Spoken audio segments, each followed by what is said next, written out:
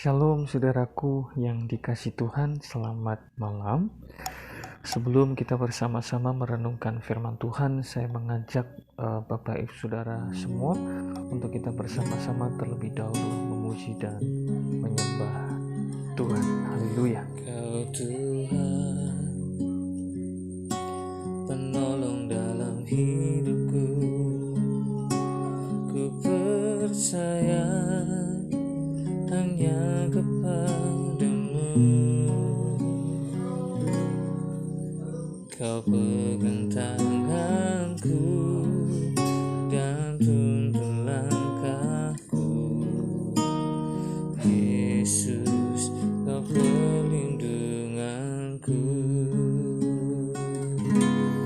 Kau Tuhan, kekuatan dalam hidupku, penolongku dalam kesesakan.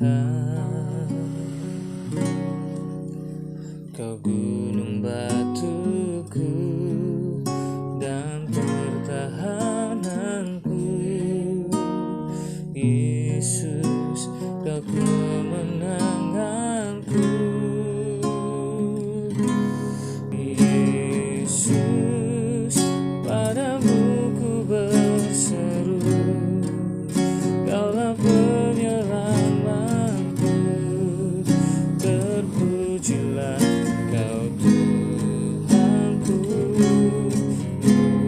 Dulu ku memuji nama-Mu sepanjang umur hidupku.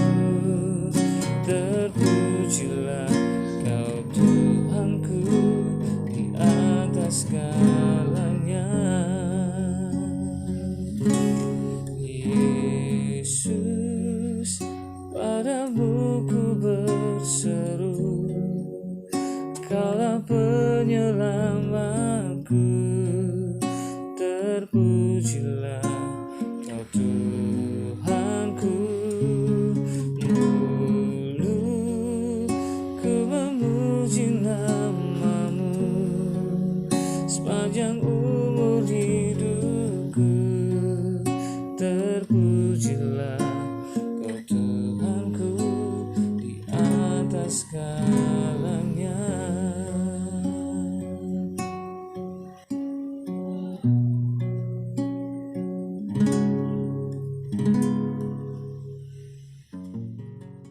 Menjadi kuat hari ini, hari Rabu 28 Oktober 2020, saya akan berbicara tentang kekuatan doa. Ayat bacaan hari ini terambil di dalam Lukas pasal yang ke-22, ayat yang ke-39 sampai ayat yang ke-46. Beginilah firman Tuhan. Lalu pergilah Yesus keluar kota, dan sebagaimana biasa ia menuju Bukit Zaitun. Murid-muridnya juga mengikuti dia. Setelah tiba di tempat itu, ia berkata kepada mereka, "Berdoalah supaya kamu jangan jatuh ke dalam pencobaan." Kemudian ia menjauhkan diri dari mereka, kira-kira sepelempar batu jaraknya. Lalu ia berlutut dan berdoa, katanya, "Ya Bapakku, jikalau Engkau mau, ambillah cawan ini daripadaku. Tetapi bukanlah kehendakku, melainkan kehendak-Mu lah yang terjadi." Maka seorang malaikat dari langit menampakkan diri kepadanya untuk memberi kekuatan kepadanya. Ia sangat ketakutan dan makin bersungguh-sungguh berdoa. Peluhnya menjadi seperti titik-titik darah yang bertetesan ke tanah. Lalu ia bangkit dari doanya dan kembali kepada murid-muridnya. Tetapi ia mendapati mereka sedang tidur karena duka cita. Katanya kepada mereka, "Mengapa kamu tidur? Bangunlah dan berdoalah, supaya kamu jangan jatuh ke dalam pencobaan." Nah, saudaraku yang dikasihi Tuhan, doa itu bukan sebuah aktivitas yang tanpa ada apa-apanya. Doa itu memiliki kekuatan yang sungguh luar biasa. Pertanyaannya, percayakah saudara? Nah, hari ini kurang lebih ada 3 hal yang saya mau sampaikan berkaitan dengan kekuatan doa. Seperti tema hari ini. Yang pertama, saudaraku yang dikasihi Tuhan, dicatat di dalam ayat yang ke-40, beginilah firman Tuhan. Setelah tiba di tempat itu, ia berkata kepada mereka, berdoalah supaya kamu jangan jatuh ke dalam pencobaan. Jadi pada waktu itu Yesus berkata kepada murid-muridnya, menyuruh mereka untuk berdoa. Supaya apa, saudara? Dikatakan supaya kamu jangan jatuh ke dalam pencobaan. Nah, poin pertama saya adalah doa adalah kekuatan untuk menang atas pencobaan. Perhatikan baik-baik, yang pertama yang saya mau sampaikan adalah doa adalah kekuatan untuk menang atas pencobaan. Lalu yang kedua, Bapak Ibu Saudaraku yang dikasihi Tuhan, di ayat yang ke-44 dikatakan begini, ia sangat ketakutan dan makin bersungguh-sungguh berdoa. Peluhnya menjadi seperti titik-titik darah yang bertetesan ke tanah. Dari ayat ini kita bisa mengerti bahwa pada waktu itu Yesus sangat-sangat ketakutan. Bahkan dikatakan sampai peluhnya menjadi seperti titik-titik darah yang bertetesan ke tanah. Apa yang Tuhan Yesus lakukan pada waktu itu ketika dia merasa ketakutan? Dia tidak melakukan hal yang lain. Yang ia lakukan adalah dia berdoa kepada Tuhan. Nah, saudaraku ini kasih Tuhan, poin saya yang kedua adalah doa adalah kekuatan untuk menang atas ketakutan. Sekali lagi, doa adalah kekuatan untuk menang atas ketakutan. Nah, yang ketiga, Bapak Ibu Saudaraku yang dikasihi Tuhan, nah, mati di kayu salib untuk menebus dosa umat manusia adalah kehendak Allah bagi Yesus. Nah, Yesus pun sudah jauh sebelumnya tahu bahwa ia akan menderita dan mati untuk menebus dosa manusia. Saudara nanti bisa baca di dalam Matius 16 ayat 21, pasal 17 ayat 22 sampai 23 dan pasal 20 ayat 17 sampai dengan ayat yang ke-19. Nah, saudaraku yang dikasihi Tuhan, waktu di Taman Getsemani Yesus berdoa sebanyak 3 kali.